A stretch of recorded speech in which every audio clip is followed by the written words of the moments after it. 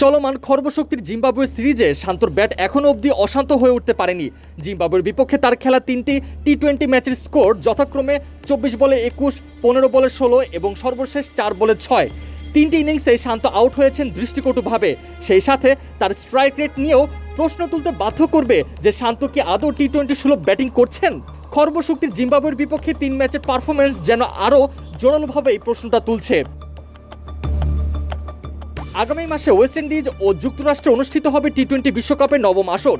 এবারে টি-20 বিশ্বকাপে অংশ নেবে 20টি দল। 20 দলের অধিনায়কদের মধ্যে ব্যাট হাতে সবচেয়ে কম স্ট্রাইক রেটের তালিকায় 19 নম্বরে আছেন বাংলাদেশের অধিনায়ক নাজমুল হোসেন শান্ত। তার নিচে আছে শুধু উগান্ডার অধিনায়ক ব্রায়ান মাসাবা, তার স্ট্রাইক রেট 107.94।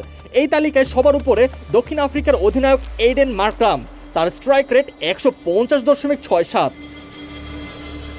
নাজমুল হোসেন শান্ত ক্যারিয়ারে এখন পর্যন্ত 34টি টি-20 খেলেছেন, স্ট্রাইক রেট 111। বর্তমান যুগে টি-20তে যেখানে 4 ছক্কার ঝঞ্ঝানানিতে খেলোয়াড়রা যখন মাঠ গরম রাখেন, সেখানে ব্যতিক্রম কাপ্তান শান্তর ব্যাট। শান্তর শেষ 10টি টি-20 ইনিংস বিবেচনা করলে দেখা যায় শুধুমাত্র ঘরের মাঠে শ্রীলঙ্কার বিপক্ষে রয়েছে 38 বলে একটি 50, যেখানে কিনা বর্তমানে টি-20 সুলভ প্লেয়াররা আর কিছু বল মোকাবেলা করেই করছেন সেঞ্চুরি। শান্তর শেষ 10টি ইনিংসে সেই ইম্প্যাক্টফুল 50 ছাড়া নেই একটি 30 ঊর্ধ্ব ইনিংসও। এর ভিতরে সিঙ্গেল ডিজিটে আউট হয়েছেন 3 বার।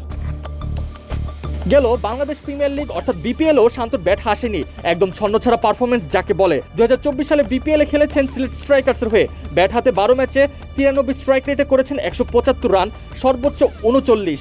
শান্তকে এই 12 ম্যাচে 175 রান করতে খরচ করতে হয়েছে 187 বল। অর্থাৎ এই পরিসংখ্যানই বলে দেয় শান্ত টি-20 দলে নিজেকে কতটা মেলে ধরতে পারবেন তা নিয়ে প্রশ্ন থেকেই যায়। অবশ্য এখনও জিম্বাবুয়ের বিপক্ষে 2 ম্যাচ বাকি, তার উপর আবার ইউএসের সাথে 3টি টি-20 ম্যাচ রয়েছে। মোট 5 ম্যাচে শান্তর সুযোগ আছে নিজেকে ঝালিয়ে নেবার।